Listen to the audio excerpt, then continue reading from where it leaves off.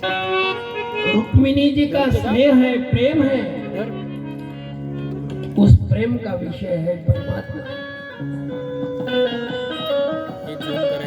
श्रुत्वा गुणान् भुवन सुंदर शृण्वतान्ते निर्विश्य कर्ण विवरैर्हरतो यतापम् रूपं दृशां दृशिमतामखिलार्थलाभम् त्वय्यच्युता विशति चित्तमपत्रम्। चालू है क्या? इस जगह में यह सब बातें इसीलिए बता रहे हैं। द्वारिका में जिस समय रुक्मिणी जी, ये माता जी परमात्मा की सेवा कर रही है, चरणों की सेवा करने में रुक्मिणी जी का नंबर है। लक्ष्मी पाद सेवने अकुर्रश्य अभिवंदने, 9 प्रकार जो भक्ति के बताए गए हैं। श्रवणे परीक्षित भवत वैयासति कीर्तने, यह 9 ही प्रकार की भक्ति 9 भक्तों ने कौन से भक्तों ने की है, उनके नाम आए हैं। बांबू है ना, तो अलीकडे आला पाहिजे। वंदन भक्ति अक्रूर जी महाराज करते हैं। अक्रूरस्व अभिवंदने कपिपतिर दास्य हत, दास्य भक्ति कपिपति ही भगवान हनुमान जी महाराज करते हैं। 10-15 मिनिटाचे बनवायचे। भगवान के चरणों की सेवा रुक्मिणी जी करती है। द्वारिका में बड़ा अच्छा प्रसंग है। चरण दबा रही परमात्मा की। सुबह की कथा में जो श्रोता लोग थे, हमने चर्चा करी है, परमात्मा तो किसी रंग रूप वाले नहीं है, लेकिन भक्तों के लिए ही रंग और रूप धारण करते हैं।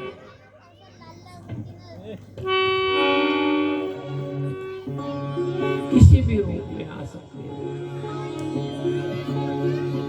रुक्मिणी जी को भगवान की प्राप्ति तो हो गई, पति रूप में परमात्मा मिल गए, लेकिन गड़बड़ देखो कैसी हो जाती है। हम अधिकार लीला के लिए बोल रहे हैं।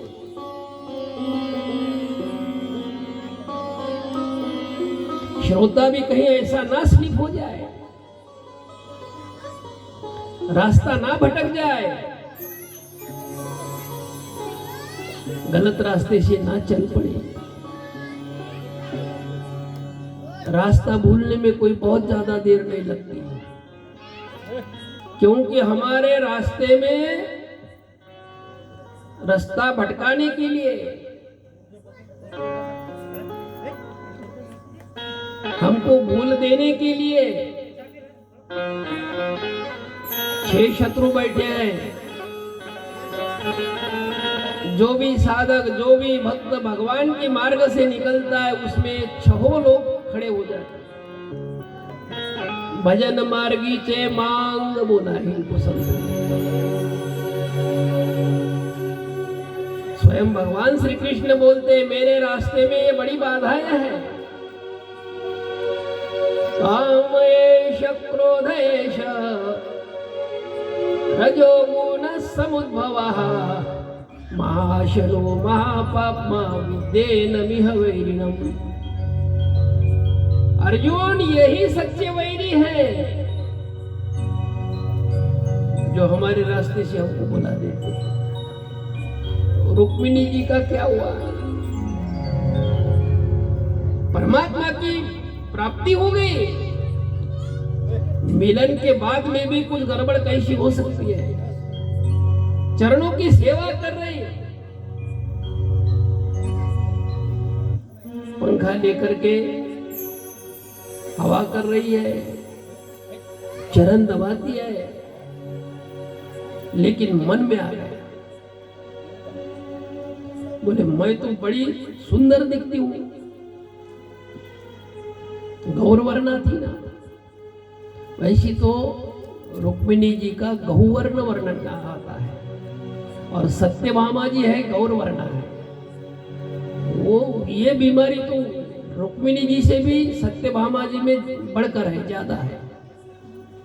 लेकिन अब कौन सी कथा बताऊं मैं रुक्मिणी जी की बोल देता हूं जो दशम स्कंद में आई है। रुक्मिणी जी मन में सोच रही, मैं तो बोली इतनी सुंदर हूं और ये मेरे पति देव देखे तो ये इनका तो क्या है। कारो कन्हैया कारी कमलिया कारो ही जमुना के नीर।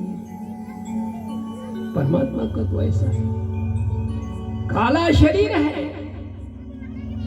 आज भी वृंदावन में जाओ, पंढरपुर में जाओ, विग्रह जो है भगवान परमात्मा का वो तो काले ही रूप में है।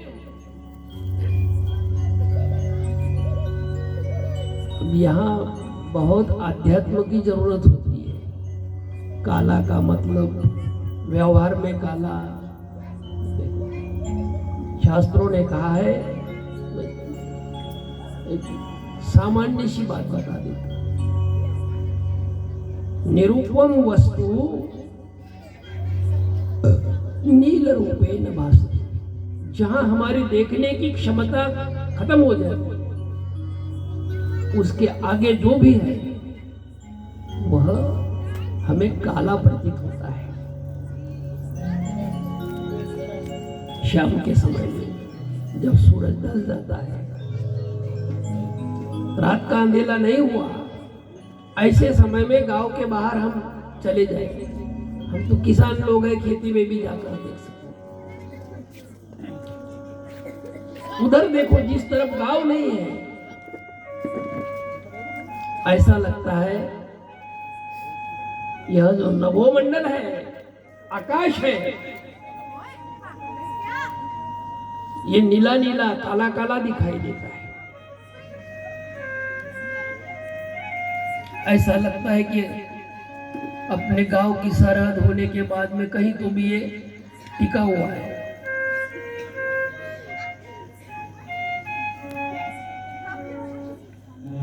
लेकिन वहां जाने के बाद में आकाश टिका हुआ नहीं होता और ना तो काला भी दिखता है। गांव के नजदीक से देख रहे हैं तब आकाश काला लगता है, लेकिन नजदीक जाने के बाद में वहां कालापन नहीं होता। परमात्मा का भी ऐसा ही है। ये क्यों हो रहा, वह जगह काली क्यों दिख रही? हमारे देखने की क्षमता जहां खत्म हो जाती है, उसके बावजूद जो वस्तु है वह हमें काली दिखती है। इसलिए परमात्मा जीव को काला प्रतीत होता है। हम नहीं देख पाते उनके सत्य रूप को। वो तो पूजा के लिए परमात्मा ने विग्रह धारण किया है। इनकी भक्ति करते करते यदि परमात्मा की कृपा हो जाए तब परमात्मा के असली स्वरूप की झांकी हमें उसका दर्शन होता है।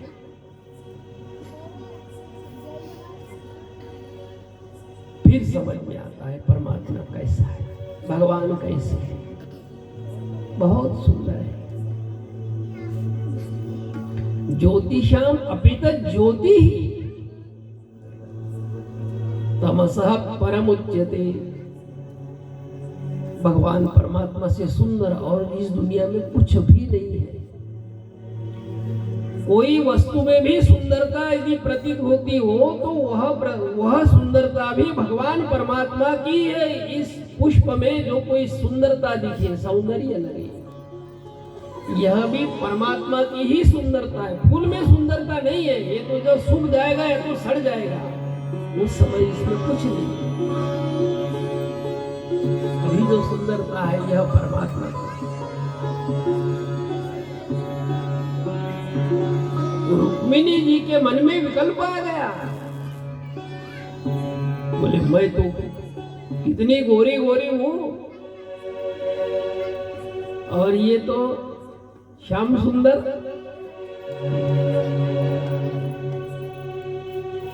कारो कन्हैया कारी कमलिया कारो ही जमुना के लिए। अब पिक्चर में गाने भी आते हैं, हम काले आए तो क्या हुआ दिल वाले हैं। परमात्मा दिखने में भले काले हो, लेकिन रुक्मिणी ने ही पत्र में लिखा है, जब कथा आपने भागवत की सुनी होगी, श्रुत्वा गुणान भुवन सुंदर शृण्वतानि। हे भगवान, आपका रूप ही केवल सुंदर है ऐसा नहीं है, तो आपके गुण भी सुंदर है। जिस रुक्मिणी ने प्रेम पत्र में लिखा, वही रुक्मिणी जब परमात्मा की प्राप्ति हो जाती है, तब उसके मन में विकल्प आ जाता है। शास्त्रों में इसे नर्म विनोद के प्रसंग कहे हैं। परमात्मा लीलाएं करते हैं। रुक्मिणी जी के मन में जब आ जाता है कि परमात्मा काले हैं, मेरे को तो अच्छा गोरा गोरा वर मिल सकता था, फिर मैं इसके लिए पागल क्यों हो गई। परमात्मा को लगा रुक्मिणी जी को भी कुछ ठीक करना जरूर है, इसके भी मन में पाप आ गया। ऐसा मत सोचो मैं वैष्णव बन गया मेरे मन में पाप नहीं आएगा, आ सकता है। बहुत बड़ा भक्त बन गया, संत बन गया, मेरे मन में कोई पाप नहीं आएगा, ऐसे मत बोलो।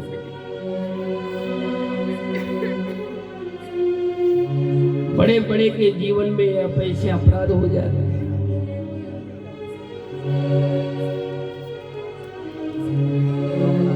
रुक्मिणी जी के मन में जो बात आई, परमात्मा को समझ में आ गई। परमात्मा अंतर्यामी है ना, ऑटोमेटिक होते, मला काही नाही करायला होते इथे। क्यों तरसाओ अंतर्यामी दिल की तपन बुझाए। परमात्मा अंतर्यामी।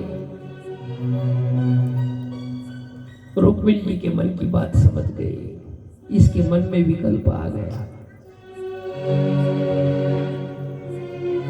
मेरी सेवा तो कर रही है, विवाह तो मेरे साथ में किया है, लेकिन मन कुछ गलत विचार कर रहा है। इस बीमारी को ठीक करना जरूरी है।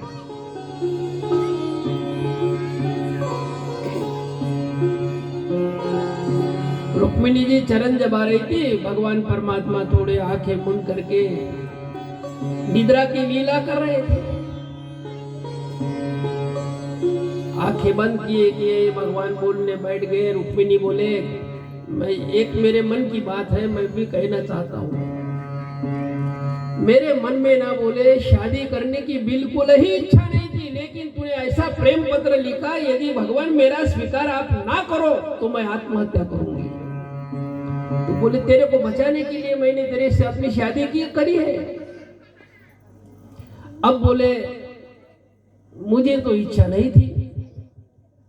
अब मेरे तरफ से ऐसा कहना है कि बोले, अगर तेरे को कोई दूसरा मिल जाता है तो मेरे तरफ से छुट्टी है, बोले चले जा। जब रुक्मिणी जी को छोड़ने की बात भगवान ने करी, तब रुक्मिणी जी के समझ में आ गया, मेरे मन में जो पाप आया हुआ था ना, परमात्मा ने जान लिया। घबरा गई, ग्लानि हो गई, मूर्छाई, गिर गई नीचे जमीन पर, मूर्छा गई। परमात्मा ने अपने बाहों में उठा लिया।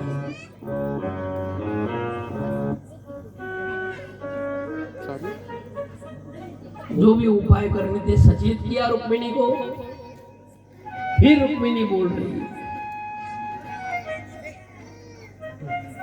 कार्पण्य दोषोपहत स्वभावः पृच्छामि त्वां धर्म समुदचिता। हे भगवान, मैं मूढ़ हो गई थी, मूढ़ता में मैंने कुछ गलत बातें सोच ली, मुझे क्षमा कर।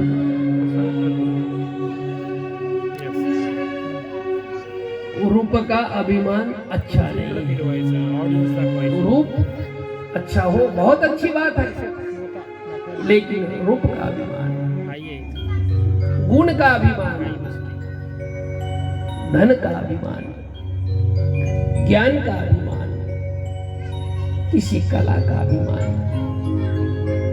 और ज्ञान का अभिमान होने के कारण सूत जी को भागवत का वक्ता होने के बाद में भी कनिष्ठ वक्ताओं की श्रेणी में डाल दिया संतों ने। मध्यम वक्ता नारद जी है। नारद जी फर्स्ट क्रमांक में नहीं है, सेकंड क्लास है। क्यों? उनको ऐसा लगता था कि समाज को सुधारने का काम मैं कर रहा हूं, मैं समाज को सुधार के रहूंगा। समाज सुधार की बातें करने वाले नारद जी को सेकंड क्लास में डाल दिया। अब फर्स्ट क्लास कौन है? सुखदेव जी महाराज। क्यों फर्स्ट क्लास है? भागवत की कथा तो कर रहे हैं, लेकिन किसी को सुधारने के लिए नहीं। फिर क्यों कर रहे हैं? सुखदेव जी की बात कर रहा मैं। आत्मा रामश्च मुनयो निर्ग्रंथाप्युरुक्रमे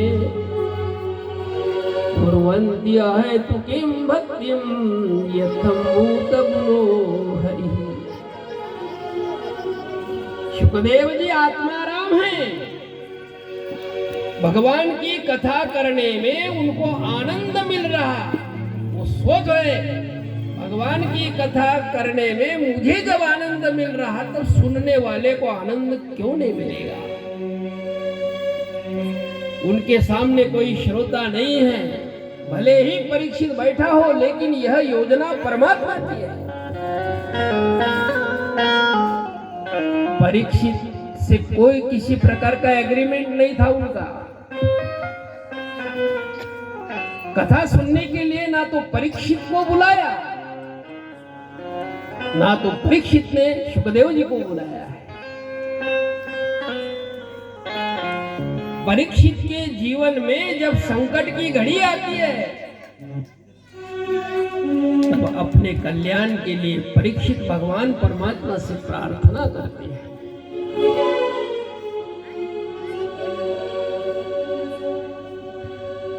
उद्धरेदात्मनात्मानम् आत्मानमवसादयन् आत्मैव ह्यात्मनो बन्धुरात्मैव रिपुरात्मनः अन्यथा शरणं नास्ति तमेव शरणं मम तस्मात् कारुण्यभावेन रक्ष रक्ष परमेश्वर।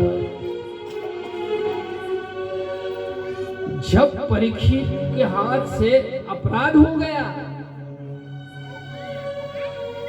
कोई छोटा मोटा आदमी नहीं था परीक्षित। आज की दुनिया में परीक्षित के इतना बड़ा आदमी कोई नहीं है। परीक्षित केवल राजा नहीं है, सार्वभौम राजा है। यानी संपूर्ण पृथ्वी के ऊपर इनका ही शासन था उस समय में। ऐसा नहीं था ये भारत है, ये पाकिस्तान है, ये चीन है, ये अमेरिका है। सभी के सभी राष्ट्रों के ऊपर राजा परीक्षित का एक क्षत्रिय राज्य था, सार्वभौम राजा था। इतना बड़ा अधिकार होने के बाद भी भारत की सारी संपत्ति उनके पास में थी। यहाँ का खजीना, यहाँ के सैन्य, सभी शक्तियां उनके पास में। फिर भी परीक्षित ने देखा ना तो राजकोष का धन मुझे इस पाप से बचा सकता है, ना मेरी सैन्य शक्ति मेरा रक्षण कर सकती है। हम तो देखते हैं मिलिट्री जो होती है उसके अपने बड़े अधिकारी थे, वो हेलीकॉप्टर क्रैश हो गया, वही समाप्त हो गए। मेरे को नाम अभी याद नहीं आ रहा। इसी वर्ष की घटना। कौन बचाएगा? सेनापति को सेना नहीं बचा पाती, कौन बचा सकता है? परीक्षित ऐसा महापुरुष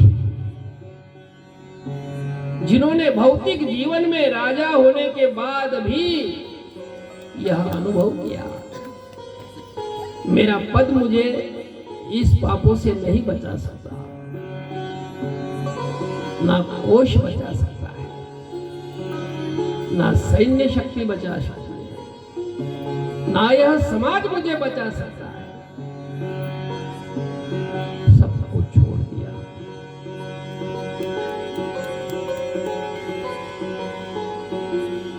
और गंगा किनारे आकर बैठ गया। परीक्षित का आदर्श लीजिए। परीक्षित नंबर 1 का श्रोता है।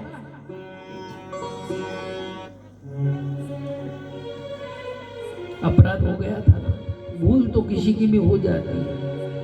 भूल होने के बाद में भूल को अपनाए, कबूल करे, यह बड़प्पन है। नहीं तो फिर भूल से बचने के लिए वकील भी खड़े कर देते हैं।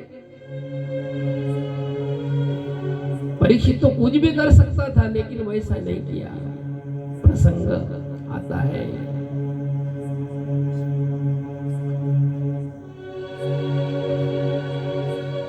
परीक्षित ने क्या किया? राजभवन को छोड़ दिया, पत्नी इरावती को छोड़ दिया, पुत्र जन्मेजय को छोड़ दिया, राज्य उनके हवाले कर दिया।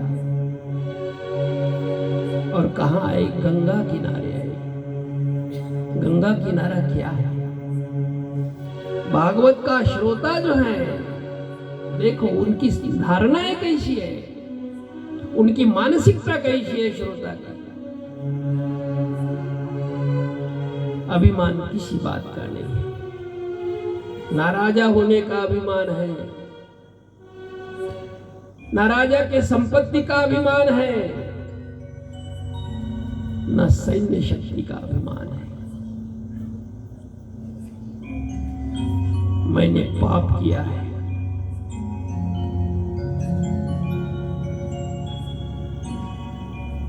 जीवन में अपने भूल को जो सुधार ले, वही मनुष्य कहलाता है।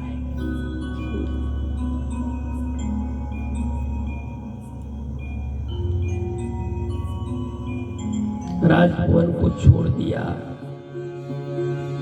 गंगा जी के तट पर आकर बैठ गए। गंगा किनारे क्यों आए? सहजता है नहीं, विलक्षणता है।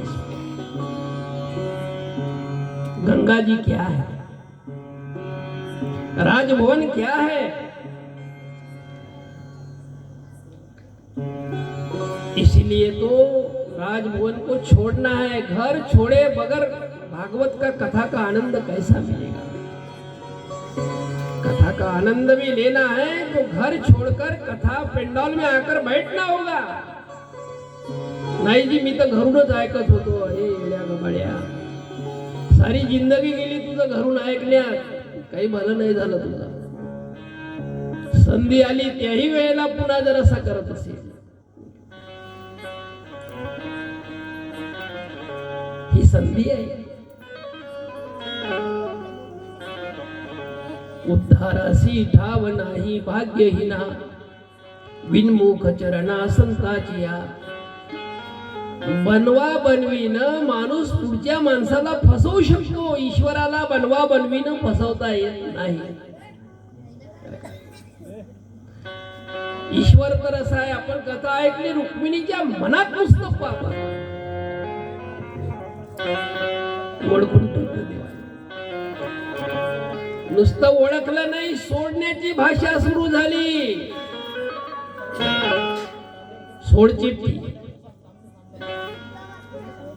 रुक्मिणीची पर्वा जर भगवान करत नाही, त्याच परमात्म्याची ही कथा आहे. आम्ही तुम्ही बोलतात ना भारतामध्ये, दर्या में खसखस. कशात गिनती आहे आपली?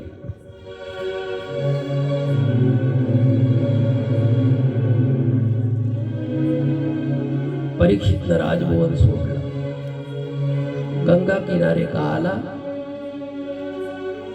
गंगा काय आहे, राजभवन काय आहे? आपलं घर म्हणा साधं, राजभवन म्हणा. या देहाच्या निर्वाहाचं साधन आहे ते, कल्याणाचं साधन घर नाहीये. अशा तुम्ही हजारो महात्म्यांच्या कथा पहा. जरुरी की घरात राहून कल्याण होत नाही. कर तुझ्या हिशोबाने पाहिजे तसं. साधन करता येईल, भक्ती करता येईल.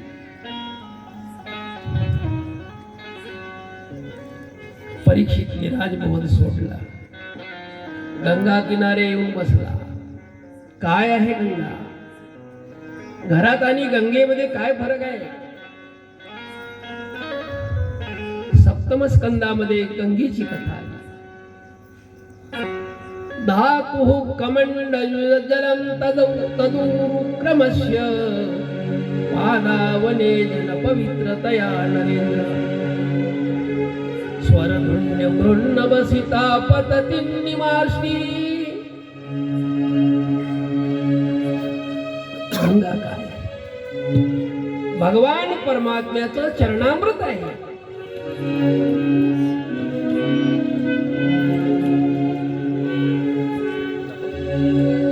बळीराजाने ज्यावेळेला वामन देवाचं पूजन केलं, वामन भगवंताचं पूजन केलं, सप्तम स्कंदामधली कथा आहे. त्यावेळेला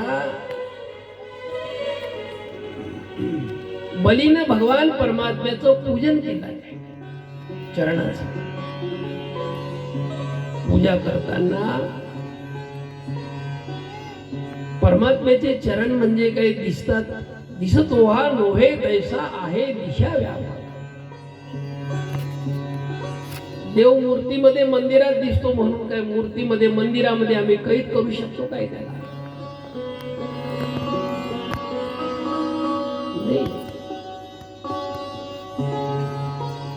एरमने काष्टी पाषाणी सकळ आहे वनमाळी जेथे तेथे.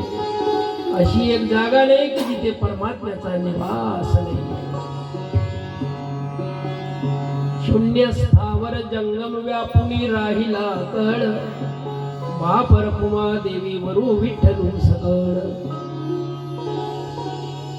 नैकांशेन स्थितो जगत. भगवान बोलतात भगवद्गीतेमध्ये, अर्जुना हे संपूर्ण दिसणारं विश्व आहे ना, हे माझ्या एका केसाच्या टोकावरती आहे.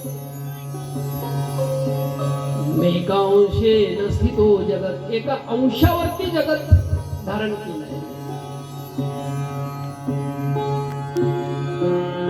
आपण जे जग पाहतो, जे दुनिया पाहतो, जे विश्व पाहतो, एका ब्रह्मांडामध्ये असे अनेक विश्व आहेत. अनेक विश्वांचा मालिक आहे म्हणून भगवान परमात्म्याला काय बोलतात? विश्वनाथ बोलतात.